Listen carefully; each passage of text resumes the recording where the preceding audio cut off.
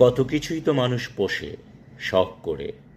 পাখি পোষে, বিড়াল ছানা পোষে, কুকুর ছানা পোষে, আরো কত বিচিত্র কিছু। কিন্তু জানো আমি কি পুষি? আমি পুষি দুঃখ। বেশ অবাক হচ্ছ তো? হ্যাঁ, আমি দুঃখ পুষি। আমার পায়ের নখ থেকে কেশাগ্র পর্যন্ত ধুধু জলের মতো নিবিড় দুঃখের প্রলেপে আবৃত। আমার দুঃখগুলো প্রাত্যহিক মামুলি তুচ্ছ কোনো দুঃখ নয়। প্রতিটা দুঃখ অবিরল জলের শব্দের মতো শান্ত প্রশান্তিময়, ঝিরঝিরে মেদুর বাতাসের মতো নিবিড়, অনন্ত আকাশের মতো বড়, সুদীর্ঘ পথ অতিক্রান্ত কোনো নদীর মতো দীর্ঘ।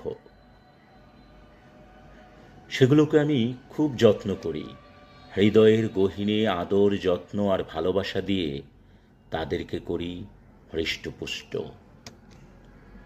মাঝে মাঝে মনে হয় এইসব নিবিড় প্রশান্তিময় দীর্ঘ বড় দুঃখগুলো আছে বলেই আমি আজও বেঁচে আছি এই ধরাতলে।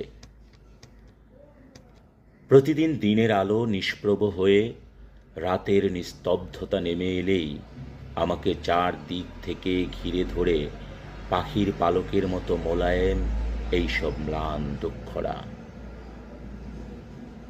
নিয়ে যায় আমাকে সৃষ্টিমুখর এক অতীন্দ্রিয় স্বপ্ন ঘোরে, কবিতার স্বপ্নাচ্ছন্ন মায়াবী অনিন্দ্য সুন্দর এক ভুবনে। আমি দুঃখের ধুধু জল শুষে বের করি আনি আনন্দের শীতল মায়াবী অনিন্দ্য ঝর্ণাধারা।